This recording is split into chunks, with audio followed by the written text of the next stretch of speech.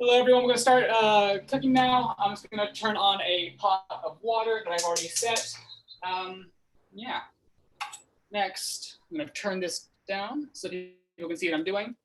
We're going to prep the vegetables. I got shallots and 2 cloves of garlic, and then we'll cut a bit of basil as well.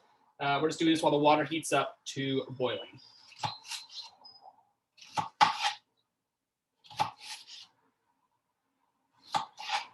So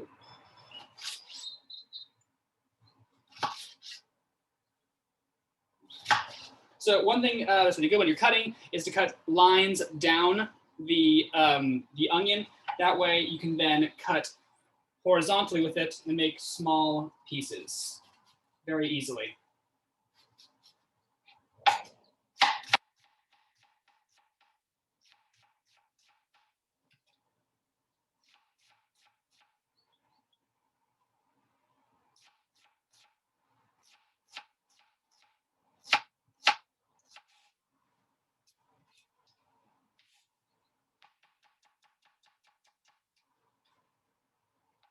Now let's do the other one.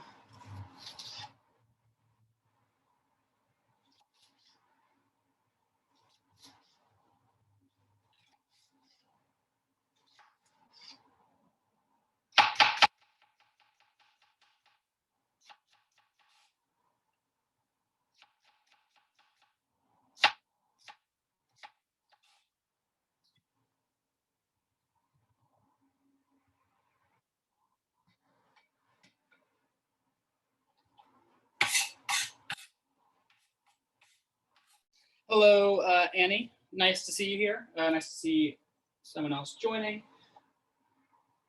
You might have missed it because I just started, but I just quickly diced a full shallot, so like the top and bottom of the shallot.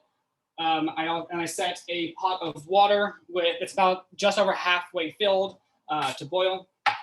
Now that I've shut it down, I'm just going to push it off to the side a little bit, and I'm going to quickly slice 2 cloves of garlic. I'm going to put this back down so you guys can see what I'm doing. Try to like more head on this way. You want to go for the thinnest slices that you can.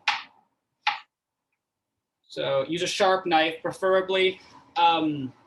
If you don't want to slice your garlic, you can always use a crusher instead and just put it through the crusher. Instead of having sliced garlic, I just prefer slices in mine.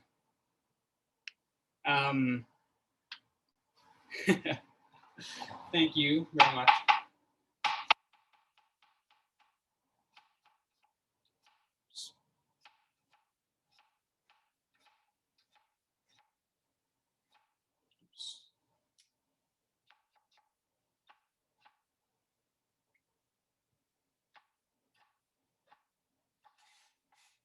Cool. Put all of that to the side for now. Okay, rinse my hand off. It's a bit sticky with the garlic. And then we're going to mince a tiny bit of basil as well. I have about 1 full package, and I'm going to mince some of it now, but the rest I'm going to keep for the end to put on top. So when you're doing this, it's best to just anytime you're chopping herbs, I recommend just putting them sort of together and rolling them into a little bundle.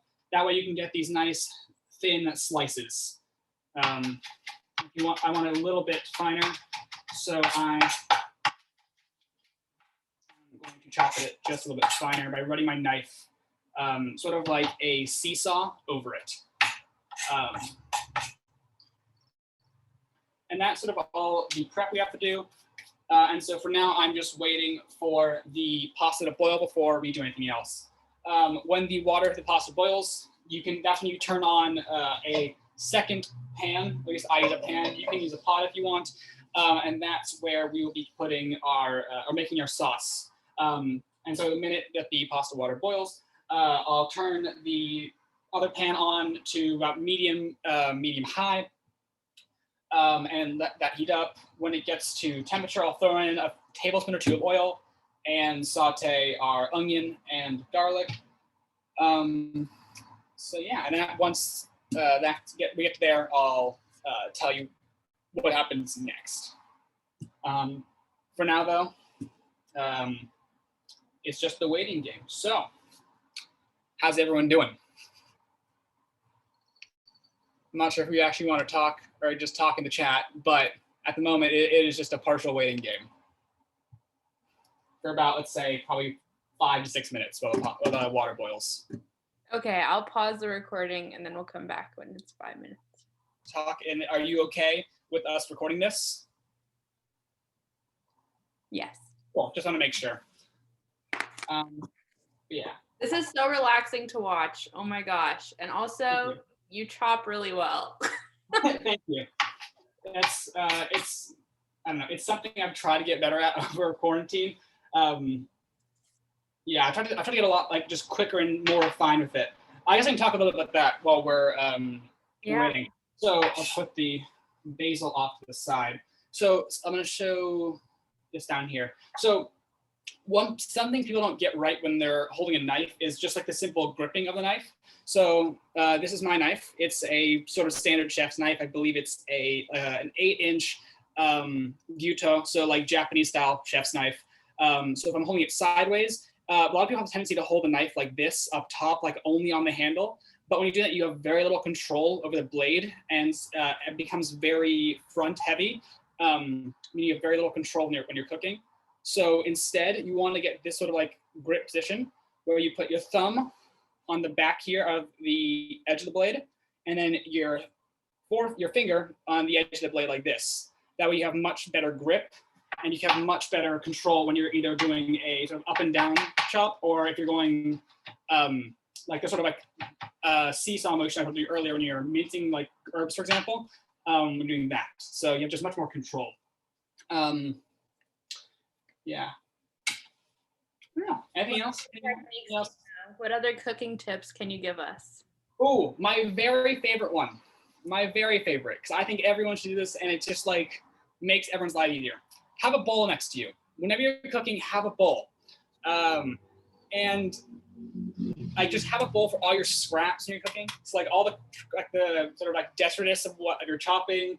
If you have wrappers or something, you just throw it in there. Just like everything you're not gonna be that comes off of your cooking, throw it in there. It makes life easier. I believe it's like a Rachel Ray trick. I learned it from if any of you guys watch Binge with Babish, he mentioned it once, and then I've done it ever since. It's just so useful. It just makes you can clean up all at once. But yeah, highly recommend. Fun fact, I met Rachel Ray once while she was doing a book signing, and I have her signature in a cooking book downstairs. How fun. She's a legend. What a legend. So what's your favorite meal to cook? I love things that can be customized a lot. So fried rice is great, simple, takes very little time, and it can customize in a plethora of ways. Anytime you're making fried rice, I highly recommend either getting or making chili oil. It's a fairly uninvolved process, and it tastes like heaven. Yeah, it's a combination of it's the ingredients can be a lot hard to find, but just there's a lot of them because cardamom, Szechuan chili flakes, Szechuan chili or peppercorns rather.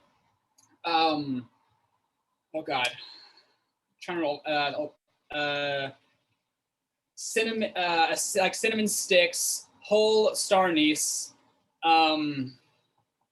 ginger, garlic. I put in a shallot too by chopping into quarters and just throw it in there and let it sit with the oil for a little while. And then, I'm missing something. Coriander seeds. There we go. And I think that's it. A bit of normal chili flakes too. And if you want to go for it, three or four cloves, I would say. But you don't want too many cloves because they are, of course, a very strong flavor. And so what you would do is you just throw this all in the pot. And once they're on the pot, you cover them with about 1 to 2, even 3 cups of oil, depending how many spices you put in there. And you just let it sit there and sort of steep for about 2 hours. You want to make sure you have a thermometer or you're measuring the temperature in some way, because you don't want to let the temperature of the oil get above 250 degrees Fahrenheit while you're doing that, because otherwise the oil can go rancid and the spices can burn. And so in the last 3 to 5 minutes of cooking, you raise the temperature of the oil up to 300 degrees. And then you pour it over the chili flakes, straining out all of the seeds. So you just get the oil flavor and the chili. And it's quite spicy then, or what's the? So unless you've ever had Szechuan chili flake at all, but it's not so much spicy as it's hot. And it has this really interesting effect that's sort of unique to it, where it makes your tongue go kind of numb. It's really good. Anytime I make rice now, I always, no matter what form it's in, I always put it on top because it's just so good. Yeah. And yeah, a lot of supermarkets have it too nowadays. Like I know my local Ralph's sells it. Yeah. So yeah, highly, if you have time and the spices, I would recommend making chili oil. It's fantastic. So that was good timing because our water is about. Okay, it was starting to steam. I thought it was boiling. Give it another minute or 2. My bad. Classic example of a watched pot never boils. But you know, I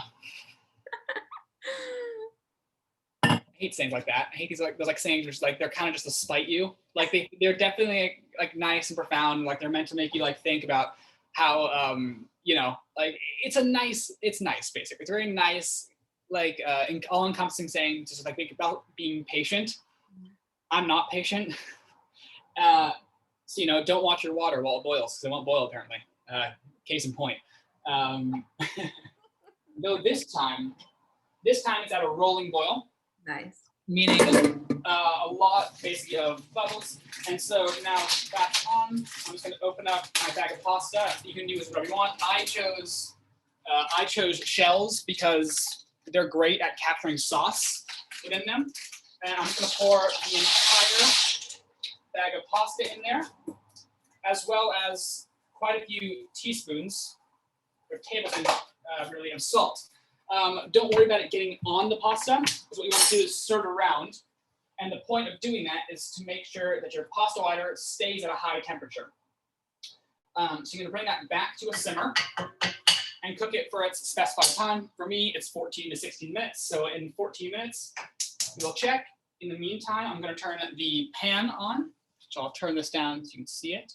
Pan's right here. I'm gonna turn this on to medium high. And once that gets the temperature, in a minute or 2, we'll put in a few tablespoons of olive oil. And then we'll start sauteing our vegetables. Sorry about that. I live near a major street. So, as you can hear, there are cop cars and other traffic.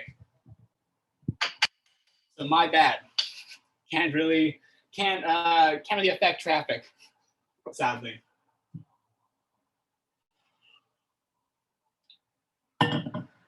I'll show you this in a second, but a great way to know that a pan is at the temperature is by getting a bit of water just on your fingertips and sort of splashing it into the pan. If it immediately evaporates, you know the pan's ready. And this is a trick. Anytime you're cooking with olive oil, don't put the oil into the pan until you've done that test, because if you're warming the oil gently, and not doing it all at once, the oil can go rancid or just lose its flavor, which is you don't want, of course, because olive oil has its sort of nice signature flavor. But yeah, I'm just going to give this a minute or 2 to heat up. But yeah, if you're going to cook this all at home, you need a few things. You'll need a full can of tomato paste, as I showed earlier, about 2 cloves of garlic, or you can do more or less depending on your taste, and then a shallot, some chili flakes, which I'm going to probably use the rest of here. And then for the end, you need some salt and pepper to taste. as well as this is 1 cup of, if any kind of milk really. I use a mixture here of half heavy cream, half non-fat milk. So this is 1 full cup of milk, so it's half a cup of each. And we'll use that after we're done sauteing to basically form the body of our sauce. I will also get one more thing out. I highly recommend having a measuring cup, preferably metal or glass, right next to you when you're making pasta, because, and I'll show this later after when making the sauce, is you want to have some extra pasta water to sort of form and thicken your sauce. Yeah, let's quickly check our pan to see if we're ready to throw in this. As you might have seen, I threw a tiny bit of water and it immediately evaporated. So I'm going to toss a bit of olive oil in there. Put my olive oil to the side. So around, you'll see when you put any kind of oil into a hot pan after a second, it'll start basically looking shimmery, and that's sort of the key to know you can throw in your vegetables. In this case, my onion and my garlic. We'll save the basil for a bit later. So for now, we're just going to saute it until it becomes translucent at the edges. So basically, look at the shallot and basically wait till it sort of turns slightly translucent. Around the edges of the onion.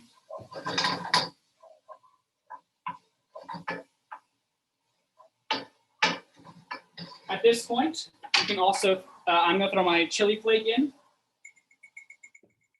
I like quite a bit, so do as much or as little as you want.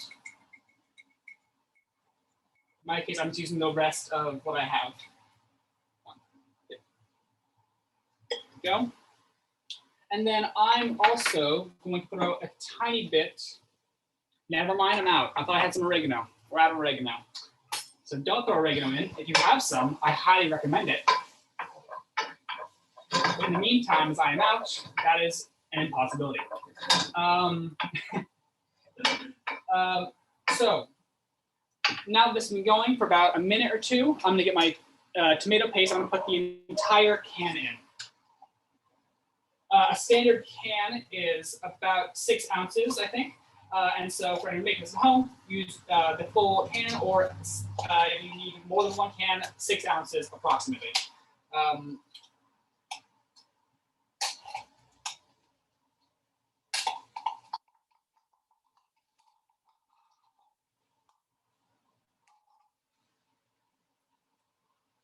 And so to get the last of the tomato paste out of here, I'm just gonna put a tiny bit of water in this as well. Alternatively, when you're making this, if you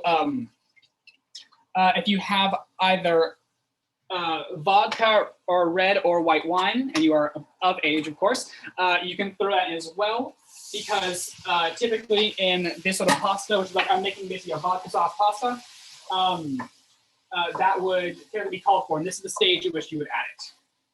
Either just before or just after putting in the tomato paste. And so I'm just gonna mix the tomato paste about until it just sort of becomes fragrant and it just absorbs a bit of that water, and you get basically this sort of paste. A paste with the onion and garlic combined with the tomato puree and garlic and onion. So at this point, I'm going to get our milk mixture. I'm going to pour it all in. And we're going to very, very slowly turn the heat down a little bit to medium low and start stirring it around very gently. Just trying to help it warm up and incorporate the tomato paste with the milk. This will very slowly form a sort of like, your bright orange classic sauce, pink sauce sort of sauce. But yeah, let this go. I can't show you, it's a bit too liquidy, but I'll show you in a second what this looks like.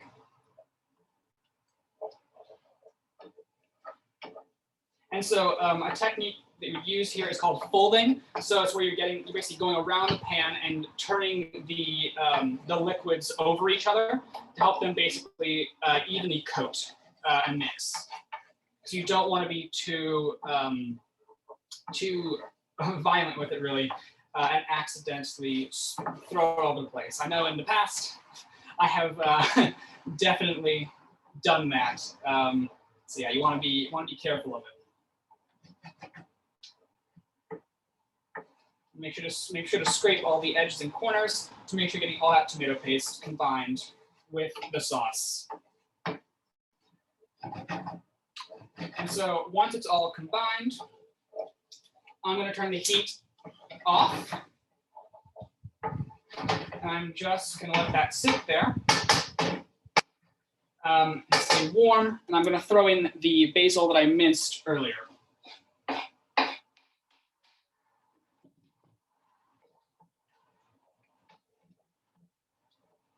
This, of course, is like a semi-optional step. You don't have to do this, but I personally like to mix basil in with my sauce, and then I have a little more later when we're done for like garnishing and putting on top. We have about 5 more minutes on our pasta. I'm just going to quickly stir it around in the meantime, just to make sure it's all cooking evenly. But yeah, in the meantime, because I forgot to do it earlier, I'm going to take out a strainer for our pasta, because that was the one thing I didn't prepare. So give me 1 moment.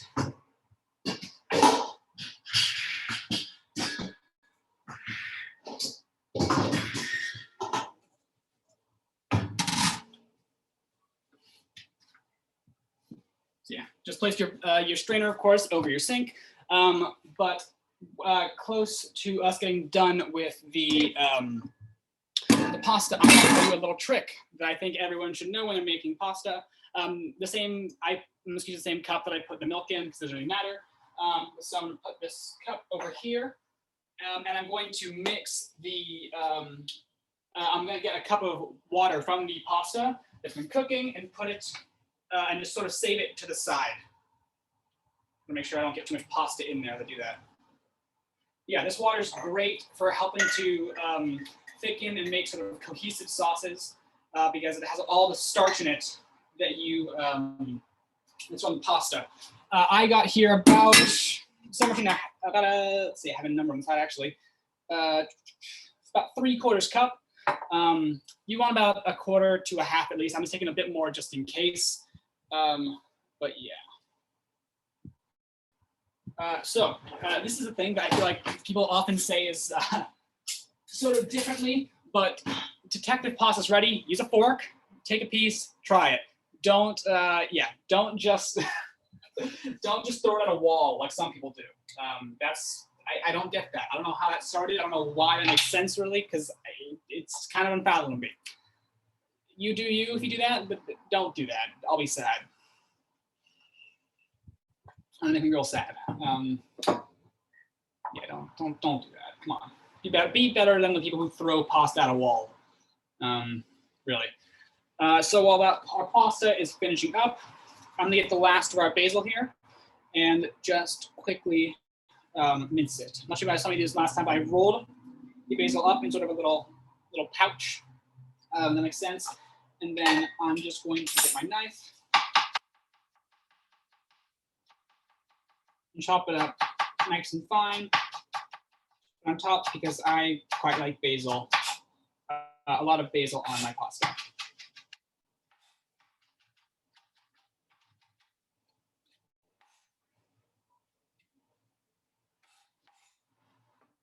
I think in most pasta dishes, you want something kind of nice and fresh to cut through. In the case of a very, very rich pasta like this one, basil's nice because it's very fragrant. Though in the case of something that's maybe less so rich like this, but maybe just fattier, like an Alfredo or carbonara, for example.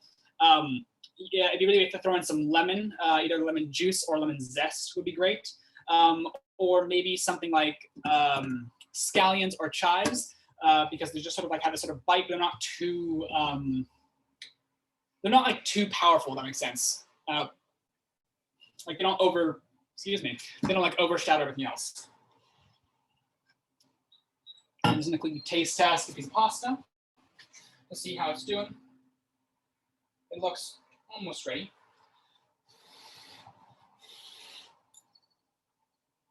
And it's almost ready. We get our minute, and we'll take our pasta out. I'm gonna finish it off in the pot with the sauce. But yeah. What kind of pasta do you have again? I personally did shells because they're one of my favorites. Anytime you can pasta, I highly recommend you go to the grocery store. There is pasta says on certain packages it'll say like cut by a bronze die, or just won't say that. And I highly recommend getting that version because it's typically has a rougher texture, and pasta with a rougher texture will sort of coat the pasta or the sauce, or be coated with sauce much better. It's giving you much sort of like overall tastier product, if that makes sense. In this case, shells are also great though, of course, for that because they have, they're shells. They have cups effectively in them. But any pasta that has lots of ridges, or is kind of like a cup, kind of like a cavatappi, would be great. Of course, that's like a tube, but you get the idea. But yeah, I'm going to turn my pasta off here and quickly pour it out.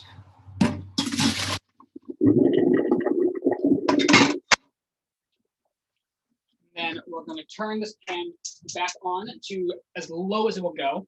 We don't need any heat on to so we don't burn the sauce, of course. But just a little bit to help it combine. So pour all the pasta into there. And then I'm going to get our spoon and our pasta water and pour in a little bit of it, just to help it combine and form a thicker sauce. So this is what's known as like sort of finishing the pasta in the sauce, and it helps it just cook much more evenly, cook the sauce well, and make sure you don't overcook the pasta as well.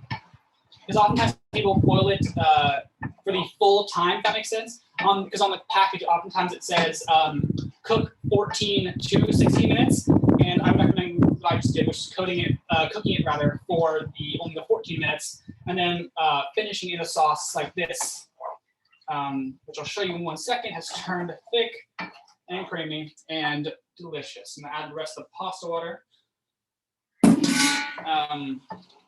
just to finish it off. Make sure you have enough sauce to coat all this. And then I'm also going to try this. This pasta pot is quite full, but I'm going to add a tiny bit of olive oil and just put a tiny bit over top, about a tablespoon or two. And this is really good. Anytime making a red sauce, is to get some either butter or olive oil, and then see if you can give it a toss. There we go. I kind of got it. It's hard to do with shells. It's better with spaghetti,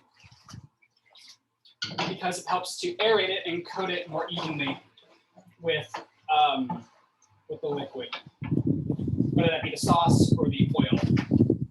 So at this point, I'm going to turn it off. I'm going to give it a taste to see if it needs any salt or pepper, which I believe it will. This is going to add about some pepper.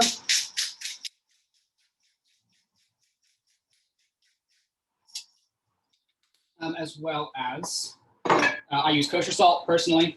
You can of course use sea salt or iodized or whatever you have. Though be careful if you're not using kosher salt, because the granules in kosher salt are much larger than, say, sea salt or iodized salt, and so it is less salty per volume effectively compared to the two. So maybe if you're adding sea salt or iodized salt, add it slower or less at a time, That way you don't oversalt it by accident. Because you can always add more, but of course you can never take away in a sauce, really. Oops.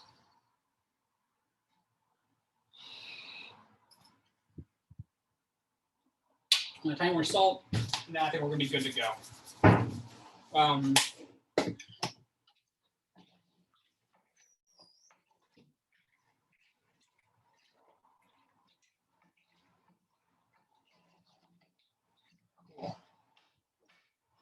So I'll bring this actually up to the camera so you guys can see. We have a nice full thing of pasta, and I plate out as well as a big old spoon and serve myself up a big old bowl of it.